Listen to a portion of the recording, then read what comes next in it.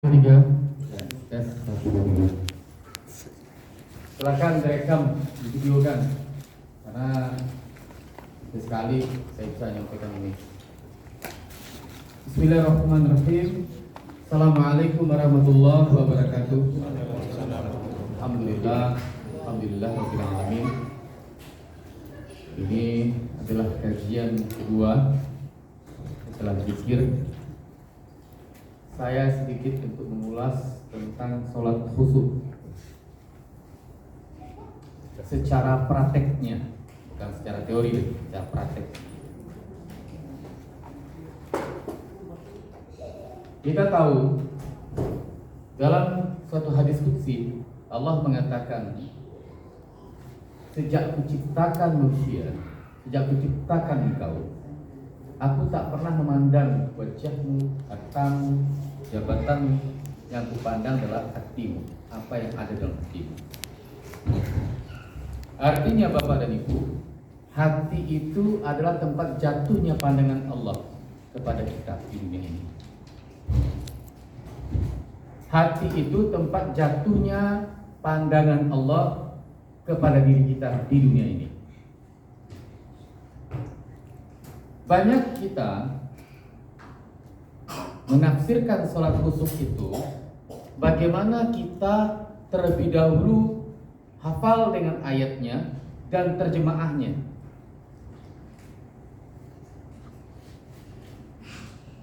Kalau itu namanya hafalan. Yang kita cari itu khusyuk. Khusyuk itu 100% itu campur tangannya Allah. Kita yakini itu. Kita sudah mengaji.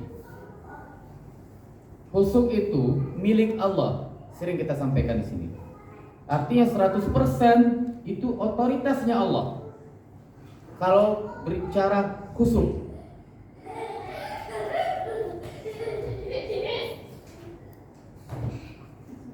Jadi Bapak dan Ibu,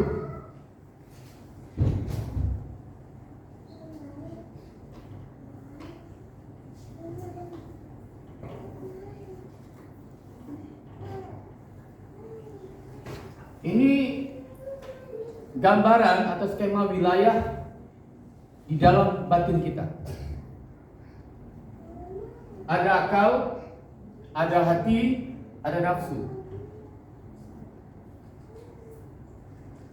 Antara nafsu dan akal itu akan selalu berebutan tiap hari untuk menguasai hati. Setiap saat dia akan bertarung habis-habisan untuk menguasai hati. Akal akan bertarung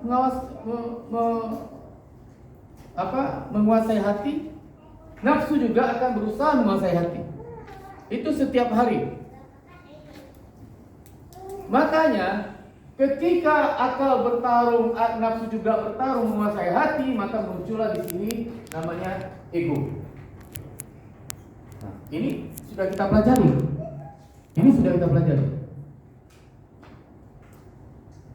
Kalau berarti dari akal dan nafsu yang sudah menepati hati, muncul ego.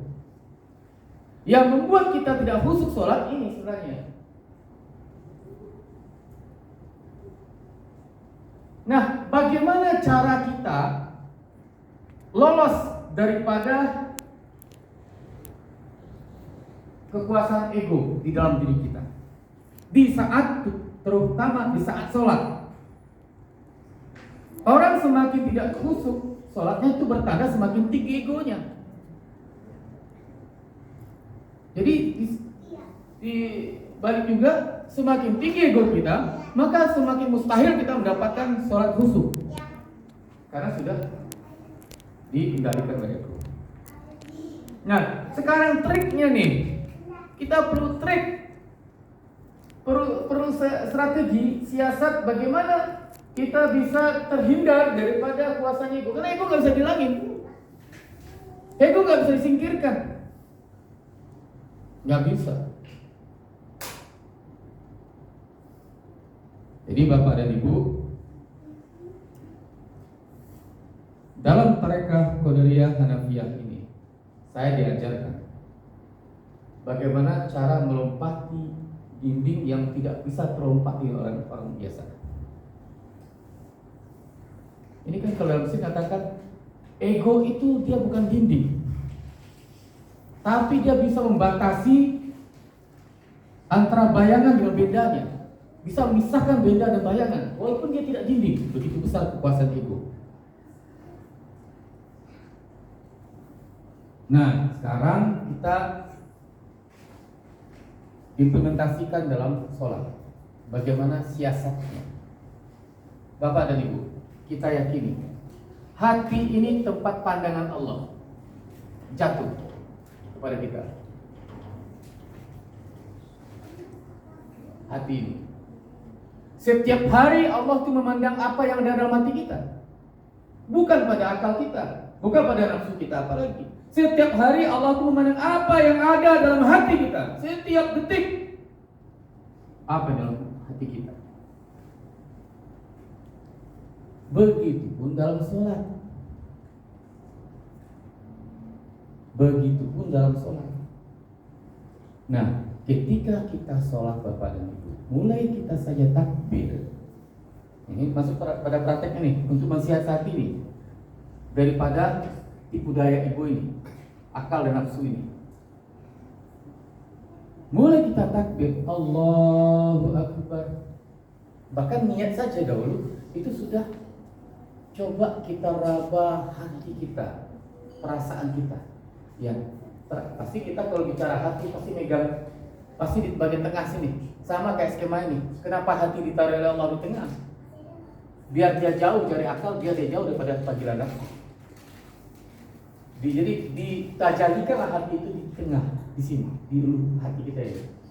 Itu simbolnya tajali, dipertajalilah dia di tengah diri kita. Jadi ketika kita mulai niat saja dan mulai takbir, yang kita rasa, yang kita raba itu, walaupun mata kita terbuka, tapi perasaan kita di sini. Kita tengok di sini, kita lihat di sini. Walaupun pandang kita melihat tempat sujud, tapi mata batin kita, mata yang lain itu memandang sini. Jadi tempat sujud itu menjadi tak bermakna. Walaupun arahnya ke sana, tapi jatuh ke sini pandangan kita. Coba raba hati kita.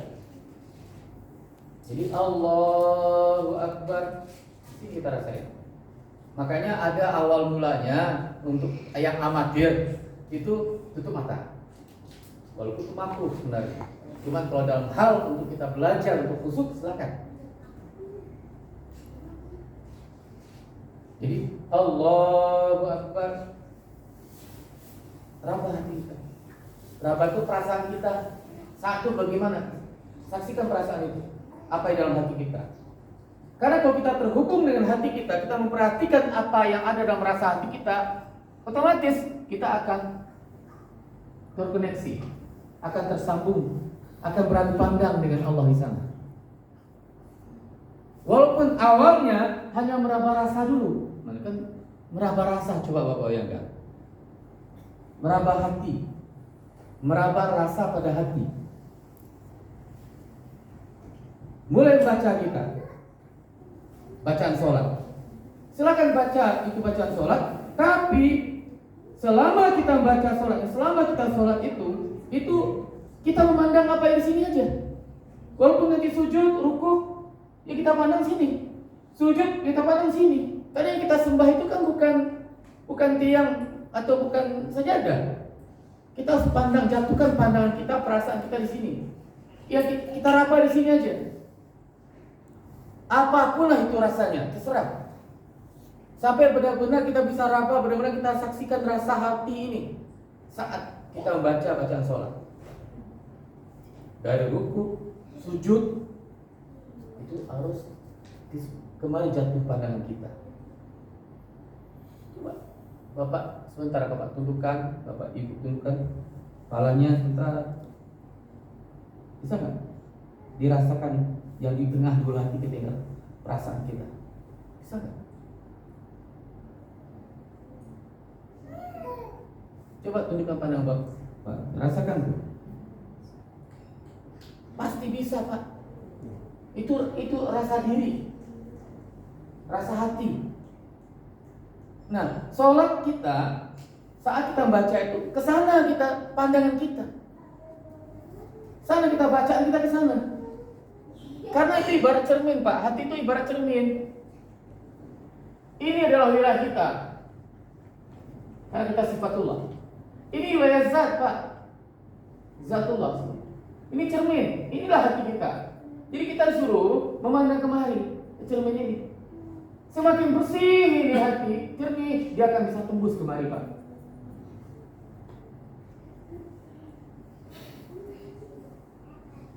Makanya dalam sholat Allahu Akbar, dari sini kita lihat, pandang sini. Allahu Akbar. Di sini kita rasain juga. Rasa kita, yang kita rasa di sini bukan memang mata kita melihat sajadah, tapi perasaan kita yang mata kita kemari. Sampai sujud pun seperti itu. Itu saya bilang, insya Allah kalau sudah ada usaha ke sana untuk bisa melihat cermin ini, melihat kaca ini, maka ini sudah 50% khusyuk yang kita miliki, Pak.